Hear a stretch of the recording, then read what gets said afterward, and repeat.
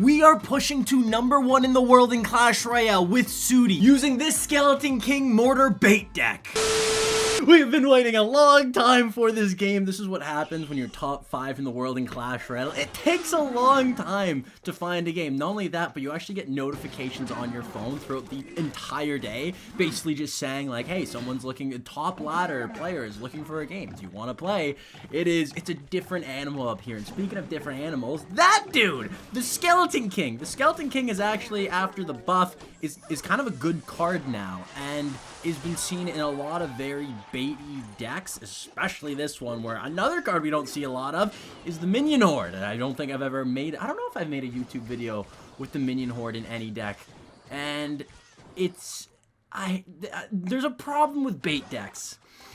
And the problem is, I find that bait decks are very matchup dependent, where if your opponent has, let's say, triple spell, a lot of splash units, and just many ways to deal with all your bait, it's really, really, really hard to win. But if that doesn't happen, it's pretty easy to win. So the deck's very matchup dependent, which I'm not a big fan of, but there is a lot of value, and it's got to be a decent deck if Soudy is #5 in the world right now with this deck. He is doing really, really well. I was able to watch a couple of his games, and one thing that he loves to do is exactly that. He uses the Skeleton Army and the Skeleton Barrel to almost charge up his Skeleton King. So whenever you see a Skeleton Army on the field and it's about to be taken out, or a Skeleton Barrel, he will play his Skeleton King either at the bridge, at the back, whatever he feels is the best opportunity. And another thing that he mentioned was, for first play, his two favorite things to do was Mortar or Spear Goblins. Those were his two favorite things. I did ask him what his favorite, if this deck was better in ×2 or single elixir, and I wasn't able to because we ended up getting into a game right when that happened. So looking at this, another problem. His last card, Codigo's last card, I believe, is going to be Lightning. So if that's the case, Lightning's not the best against Soudy's deck. So yes, there's a Log, yes, there's Electro Spirit, yes, there's a Dark Prince, and yes, there's a Mega Knight, but maybe there's a way for Soudy to overwhelm, and I think the overwhelm might come from this Minion Horde. He said very specifically that really take advantage of the Minion Horde when you can. If there's an opportunity, so if you're playing against someone with arrows, for example, and they use the arrows on your Skeleton Army, your Skeleton Barrel, whatever it is, use the Minion Horde. Try to get maximum value with the Minion Horde, because one good Minion Horde, and you will most likely win this game right there. You knew the log was going to come down for that Skeleton Army, plays the Skeleton King, fully charged Skeleton King, and now this is probably going to be a place where he uses the ability comes in, and now you got to deal with a lot of stuff. He already used the log, uses Mega Knight down low. That should be enough. Dark Prince at least goes down, and it looks like it's just going to be defense. Soudy's in the lead right now, but with 2 minutes left, Codigo, one big push from Codigo, and this could be really difficult. Soudy's last card is going to be Fireball, so got to remember that. Maybe Codigo goes with a little bit of split lane pressure, but is that what you want to do if you're Soudy? It seems like Soudy's in control right now, and he's not, even though he has the lead, he's never letting up. And these Archer Queens, the Archer Queen did really recently get nerfed, and I think the Archer Queen's still a really good card, but it definitely isn't as strong as it once was. Now, this is terrifying. Minion Horde and the Skeleton King with the ability, all the souls, and the bats, and the Skeleton Barrel. Soudy! He's feeling an opportunity, and he goes all in, using a lot of elixir. Log comes in, Spear Goblin's on defense. He's back to, he's going with the Minion Horde instead of the Skeleton King. And you know what? He doesn't even need the Skeleton King. Probably will play it now just for the souls, maybe? He doesn't have a lot of, he's just saving up his elixir. I think this is probably smart. When you're in the lead right now, wait till your opponent makes the mistake. This is one thing that pro players do that even I don't do a lot of the time, is there's two ways to win. You take a tower, or you deal the most damage. And a lot of times, even if you're in a situation where you've defended for 4 minutes, there's a minute left, and you're winning, you have the most damage. I almost feel like I have to. Whoa, a lot of damage on that right side, and the mortar on the left side. This is a big push, though. Mega Knight, finally the Fireball comes in, gets a decent amount of value. Minion Horde is getting a lot of value as well, but why am I still scared? Mortar comes down, Mega Knight does get the jump, doesn't get the jump, but oh no, the Ram Rider's not getting pulled. Mortar on defense isn't going to be enough. Lightning comes in, and that's going to be a lot of damage. Does he have anything to play right now? Minion Horde comes up high. Archer Queen is going to be able to take out everything and live to tell the tale. Archer Queen, oh, I said you weren't that broken anymore, but maybe I was wrong. Maybe you're the best card in Clash Royale. Lightning comes in predictive, gets the mortar as well, and just like that, Codigo with one big push gets the damage he was looking for. So yes, a lot of damage on that right side, but didn't have enough elixir to defend this left side tower. So maybe a little bit of a mistake there, but still really well played. And it's crazy how much pressure you can put on this deck and how creative you can be with this deck. Attacking the left, attacking the right, using the mortar, using all these bait cards. This is a really cool deck. Hold up! It's ad time! Hey, go long! Oof, got it! Touchdown! Let's go, touchdown! What in the world are you doing? Playing football with our phones. Why play football with your phone when you can play it on your phone with NFL Clash? NFL Clash is a new Clash-style mobile game where you make your team from real NFL players and battle it out on the field. They have over 120 real NFL players to pick from. And rumor has it, there's more to come. You can pick my boy Zeke, who I picked first in fantasy football this year. And you can also get Tyreek Hill, who I wasn't able to get in fantasy football, but I can use in NFL Clash. And use him I do. I cannot believe that they don't have my boy Jalen Waddles from the Dolphins. But they do have Howard, who cannot stop Odell if his life depended on it. Come on, Howard. You can unlock new players from chests as you play and collect more players to level them up. All you gotta do is pick your team and play. It's 2 steps. Here's a little tip. When receiving a kick at the last second, play a few extra guys and catch your opponent off guard. This could lead to an easy touchdown or at least a lot of yards. Or you could just use Tyreek Hill. Pretty good. NFL Clash is available right now in the Google Play or App Store. Or you can just click the link in the description to start making your ultimate NFL team.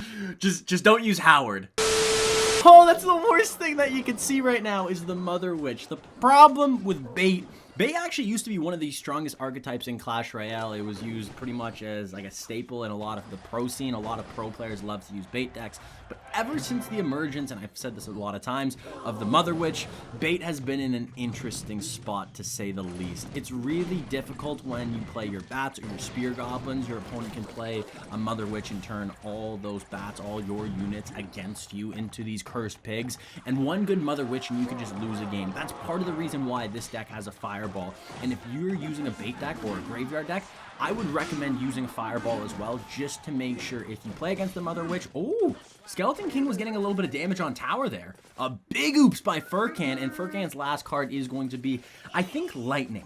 Right now, in the top ladder, everybody's pretty much using the Archer Queen. The fact that Furkan isn't using the Archer Queen is kind of weird, just because it seems like every deck has incorporated the Archer Queen. Even Lava Hound has incorporated the Archer Queen, just because it's so solid. And here, Fireball comes in instantly. I love it. Mother Witch goes down, Skeleton's on tower, and Furkan's going to take the damage and try to give some damage back. Minion Horde up high, and there's no Fireball. So Lightning is not going to be doing anything here. Minion Horde gets so much value, but not only that, you still have to deal with the Minion Horde. So 4 Elixir comes down and decides to go aggressive here, but that's a really cool play because all the minion hordes go down. That's 6 additional skeletons to this moving graveyard. I don't even know what the ability, I can't remember what the ability's called, and tower goes down.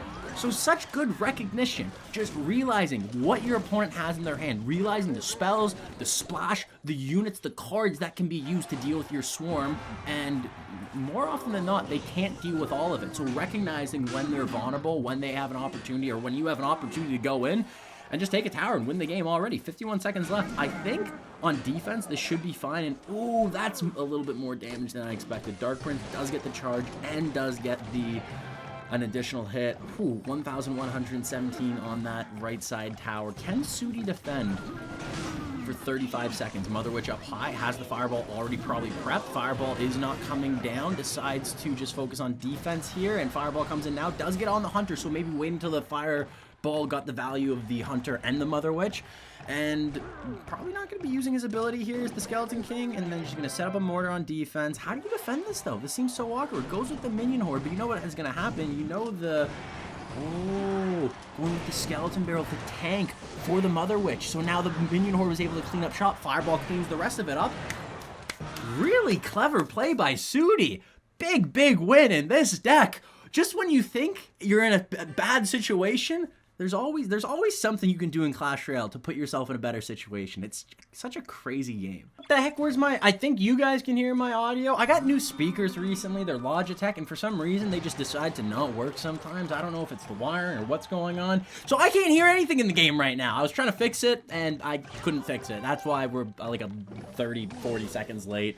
One thing that you guys missed was that Klondike did say GG's. He did say good game relatively early on, so maybe recognizing Soudy's deck and saying like, yo, I can't win this deck. And the reason it looks like he can't win is because he doesn't have the best answers to deal with all this bait. Yes, he has the Barb Barrel, but that's not going to be good against the Skeleton Army. The Skeleton Army, if you play it low enough, it should be able to... Oh, playing it high there. Barb Barrel does come in and get some decent value. And then the Fireball for the Magic Archer every single time seems like it's going to be valuable. Why is there someone that followed while we were doing this? Get out of your chat box. So, I don't think this is a free win. The last card for Klondike is going to be... What is the last card? Elite Barbarians, maybe? Something a little bit thicker, big Bridge Spam-esque. Could be a Battle Ram, there could be a lot of things. And right now, going in and... Woo! How much damage was that? 1,300? Just like that. Skeleton... All he did there was Skeleton King. Wow, disrespecting the Skeleton King. Skeleton King at the bridge and getting 1,300... A well-timed Skeleton King getting 1,300 damage. If you do not trust in the Skeleton King, well, just watch that over and over again until you do, because the Skeleton King is good. It's not good in every single deck. It's really, really solid in bait decks.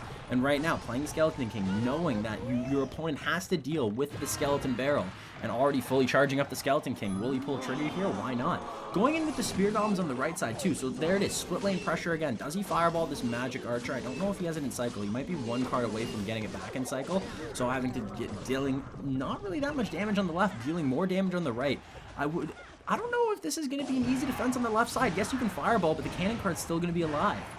Going bats up high. It's going to take out the Cannon Cart. Okay, that's fine. Cannon Cart is going to go down. Mother Witch is alive. Spear Goblins gets predicted on the right side with the Royal Ghost. Really well played, and goes with the Skeleton King up high. The Skeleton Army on the left side. And is that going to be enough? This is where the Bridge Spam decks get very scary. Because when you get to this point, oh, goes with the Mortar, but one tile too high, so the Cannon Cart doesn't go over the bridge first. The Spear Goblins weren't correct as well, going down to the Magic Archer where the Bandit dashes onto tower, and oh no, this is what Bridge Spam does. You make one mistake, they have a little bit of an elixir lead, and they start spamming. So predicting the Skeleton Army up high, going with the Skeleton King instead, not getting value with that Earthquake at all. Going with the Mortar up high, hoping to get a lock, because now that he's kind of behind, if this is a spell cycle situation, he is going to lose to this Earthquake just because of the quicker cycle, and it's a little bit better than Fireball damage-wise. This is not a good situation to be in, and now Klondike, all he has to do is focus on defending this right side tower, and with a minute left, it looks like now Soudy's back in control. Bridge Spam, the spam is going to at least calm down for right now, but this can get really sketchy really quickly. Going with the Skeleton Army up high, probably going to play the Skeleton King here just to fully charge this Skeleton King, and minions on tower. Skeletons on tower. Fireball comes in. Is that GG's? Boom! There it is. So even in a situation where I thought, it seems like the deck on offense, you have to go left, you have to go right, and you wait till your opponent makes a mistake. You can still go in one lane and still be successful. This deck has layers to it. Number 7 in the world still. What did you get? How many trophies did you get? This is so weird. Being this high in Clash Royale is such a trick. He was number 7 in the world, and I'm pretty sure he's won 2 games now, and we're still number 7 in the world. What? So I got the reason why. The reason why he's number 7 right now is because he was number 5 when we started recording. I don't know if I have footage of him at number 5. He was number 5 and he played Codigo. He lost. It was close, but he lost, and he lost 42 trophies. Yeah, 42 for a loss. It's kind of insane. 42! And then he played another game, which he won, and it was against, who was against? Klondike was the most recent one. It was Furkan. He got 16 trophies against Furkan. Yeah, that's pretty bad. 16. You lost 40 something. What was it? 40 something? You lost 42, and then you get 16 trophies. Can't get worse than that, right? Can't. What? How could it get worse than... Yeah, in the next game against Klondike, he got 15 trophies. So he lost 1 game, won 2 games, and you'd think, oh my gosh, that's positive. You're probably higher than where you started because you lost 1, but you won, and then you won again. He's still lower than where he was after losing against Codigo. Top ladder seems like it's more mental. I guess all of Clash Royale is pretty mental, where if you get a couple of bad matchups in a row, you start tilting, and that's when you start.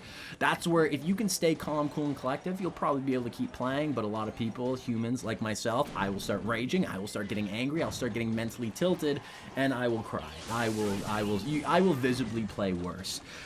Yeah, Clash Royale. It's a crazy, crazy game. Speaking of being crazy, though, any pro players that you guys want to see on this channel, because there are so many great pros just in Clash Royale right now. There's so many good pros that master certain decks, being, I don't know, Goblin Giant Sparky. I don't know if any pros one-trick Goblin Giant Sparky, but there's bait players out there. We have a lot of already Expo players on the channel, graveyard players out there. There's a lot of really, really solid pro players. So if there's any pro player that you guys want to see on this channel, make sure you comment it down below, and I'll try to get them on this channel. And right now, I think I brought this up in the first game, was bait decks. It's so frustrating when your opponent has so many answers. Splash, spells, it can get very frustrating because it feels like there's nothing you can do. And looking at this game, he has 2 small spells, a bar barrel and a snowball, both really good at dealing with bait, and especially the bait cards in Soudy's deck. But also, he has the E-Wiz, which is basically a zap, so another small spell. Basically 3 small spells, but also he has the Baby Dragon. Last card is going to be Lightning, I believe, which we saw it get kind of annoying. This is not a good situation. We've seen this before. We've been here. This is, if history is going to repeat itself, and it tends to do so, this could be really problematic, because Lightning may be coming in, Baby Dragon up high, getting so much value on this Minion Horde. Minion Horde is going to be able to take out the P.E.K.K.A. Mortar is enough to deal with this Ram Rider, but the Bandit does get the dash on tower. Skeleton King comes down a second too late, and even though he has the damage lead, the longer this game goes on, we've seen this against Codigo. So will Soudy be able to learn from his mistakes and figure out a way to win in this matchup? As of right now, I think he used the ability there. I think the ability went off, and if you use the ability and the unit dies before the ability actually goes, champion, I guess only champions, because they're the only ones that have abilities, but Archer Queen, if you are able to take her out with a spell, or maybe even the Skeleton King before you start spawning the units, if you're able to take them out, you just wasted that elixir. So you really, the addition of abilities in Clash Royale is really going to elevate the variance in Clash Royale. I think it's just another aspect that you have to maximize your efficiency in. So making a deck, you have to make sure that you make the most well-rounded deck possible, but also placement. Every unit you play, you have to make sure you place them perfectly at every single moment, but also the timing of abilities are really going to add a level to Clash Royale, and goes with the Mortar up high, gets a fully charged Skeleton King, but what is he going to do here? What is Soudy gonna do to deal damage? Because he has to go into a P.E.K.K.A, but now your opponent has a Baby Dragon, a Snowball, and a Bar Barrel, so more than enough tools to deal with everything. Fireball comes in, 1 Skeleton on tower, deals a little bit of damage, and it's nice that he dealt a little bit of damage, but he was able to deal with Poimas? His opponent. He was able to deal with his opponent's unit, so this counter push is a little bit more manageable than some of the ones we've seen in the past. With the Skeleton King didn't deal damage to the tower, but was able to deal with the P.E.K.K.A, was able to deal with the Barbarian, which is, I think in this situation, better because of the time ticking down. 10, 9, this should be GG's. So, I guess history doesn't repeat itself. I think history can be a little different if you learn from your mistakes. What is this? There's like a moral to the story here. If you learn from your mistakes, you can grow from that, and then you can become better, and you could win if you happen to encounter the situation that made you lose in the first place. What was this, philosophy class? What the heck's going on? Are you kidding me? What the heck is going on? He's won 3 games, and we haven't even moved the muscle. We haven't moved anywhere. He's still number 7 in the world. Pushing to number 1, like really take this in, because when you see someone number 1 in the world, and you're just like, oh, I've seen him there before, or, oh, yeah, other people have done it. It's not a big deal. Getting to number 1 in Clash Royale is so difficult, and this just is evident of how difficult it can be. He's still never, he has won 3 games, and he hasn't even moved up a rank. Think about that. So how is he going to get to number 1 in the world? Does he have to win 30 more games? Maybe, and he can't lose 1, because if you lose 1, you're going all the way down to 30th. Actually, it says that he's 7th, but actually he did move up a rank. He is number 2 ranks. He's number 5th right now. So, I guess we're back to where we started. We lost the game, but we won 3, and we're exactly where we started. Clash Royale top ladder. It is just mwah, mwah, incredible, incredible. Let's go, Mortar! If you want to watch more top ladder Clash Royale, well, feel free to check out Soudy's YouTube channel. It's right over here. I'll see you guys in a future video. Deuces. Who lives in a pineapple under the sea? Cashman, Cashman. He's a person. He's a person and he can't breathe in the ocean.